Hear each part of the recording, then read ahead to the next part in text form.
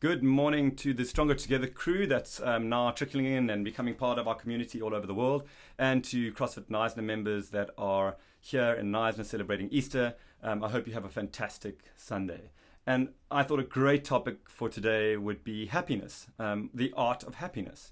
And you know, it's really important. One of the things I tell people really often, because I often get this whole, geez, you know, Chris, you've landed with your bum in the butter. You seem to be such a happy person, specifically when I'm having a few drinks. But generally, I feel that the space I exist in is quite a happy space. But what people don't understand is that happiness takes a hell of a lot of work. I often say to people that happiness is for the brave. So in order to find and navigate your way towards some state of happiness, you have to be extremely brave, and you have to make decisions that make you nervous. So I was reading an article a number of years ago where the person writing the article said that if something makes you nervous, then it also indicates to you that you are alive.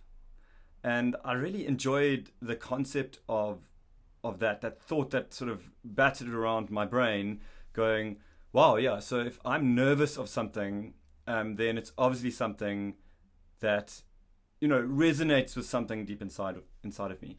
And it started sort of talking to this idea of happiness that lives in this strange misunderstood space. Happiness is not something that just comes. It's not something that just visits a few lucky people. And it certainly isn't something that is to be taken for granted and that is just ridden like an endless wave. Happiness is really a consistent effort and hard work, like any relationship. I think happiness is probably the deepest relationship that we have with ourselves. And a lot of these videos have been talking about this time that we have now to have an internal conversation with ourselves. And one of the questions that I really would like you to ask yourself is, are you happy? Do you feel a sense of happiness? Not particularly within the context of this really stressful change in our lives where we are isolated and feel sort of out of control with regard to what's happening in our macro environment, but are you as a person on a general level happy? And sadly, I think that a lot of the time the answer would be no. But very seldom do we even ask ourselves that question. We are so busy with our day-to-day life that we do not have the opportunity to ask the question, am I happy? And now you have that opportunity. And I would like to give some examples from my own life as to how that happiness quota or the happiness is managed in the context of a life that is not predictable and we cannot really control. So the first thing is happiness does not come to you as a gift, it is worked for. And the second important thing is a sense of total comfort and relaxation also does not produce happiness. There's an element of uncertainty and excitement that bubbles underneath this very the very concept of happiness. And complacency is not where that lives. So trying to set up a world and a life that is totally routine and totally concentrated on things that you can control is most likely going to lead to boredom, which is definitely not the precursor of happiness. So being happy is also not a state of bliss. It's really important that I try and communicate this outwards. Happiness is, in my mind, being able to live a life that allows you to be on average, on a general average, above sort of zero. Below the zero line is where we're going to find the sense of anxiety and depression that overwhelms a lot of us in society today. So how do we get to the point where we are living just above that zero, not necessarily always absolutely joyful, and not necessarily never having to suffer through pain, because that's impossible. So that process involves, I think, making choices and moving towards things that are going to challenge us and that are going to constantly keep us moving. So movement in the direction of things that challenge us and make us slightly nervous, and challenging our minds to accept that the things that we might have believed before are not necessarily the truth, or not necessarily the things that serve us most, is probably one of the most sort of consistent habits of people that find happiness, which is that little level just above zero. I want to reiterate again, happiness is not this blissful state of excitement. Happiness is the ability to wake up on a daily basis and feel content in the space in which you generally find your mood. Right, so many things can totally, obviously, impact your happiness. The loss or death of loved ones, the loss of a job, loss of the capacity to see your family and your friends right now. If you are a very entrenched extrovert and you like to spend a lot of time around people, then this period must be extremely daunting to somebody who considered themselves to be happy. So,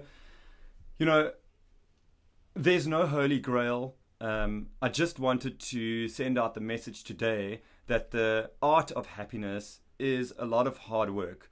And if you're willing to do that work and you're willing to move in directions that provide you with a space that is fertile for the growth of happiness, then you are most likely to find it.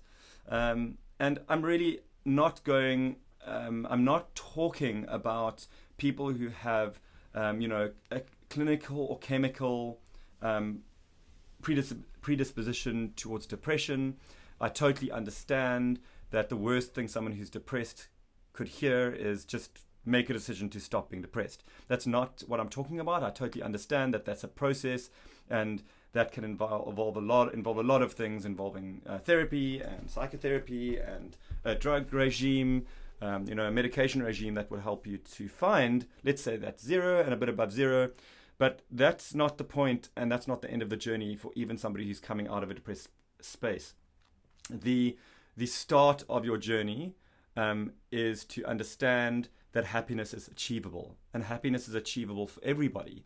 But that achievement is something that doesn't stop once you reach the above average of zero. It's something that is consistently requiring you to refocus, reevaluate, and understand yourself and put yourself first.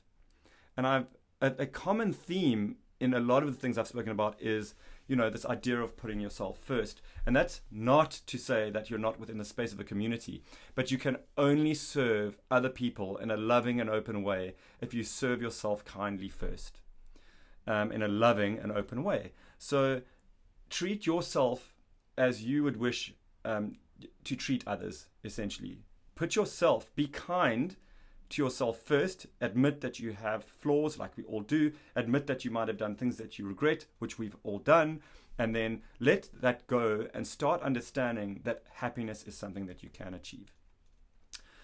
As an end note, we did our survey this week, asking people about how COVID-19 has affected them financially.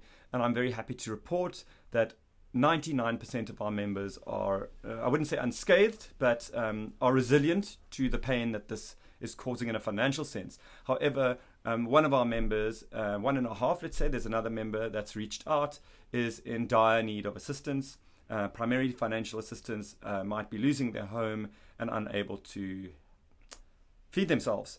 And this is where I want you guys to all step forward and step up, and please help us. I will be putting out communication on the WhatsApp groups today, and on all social media for those that are willing to assist.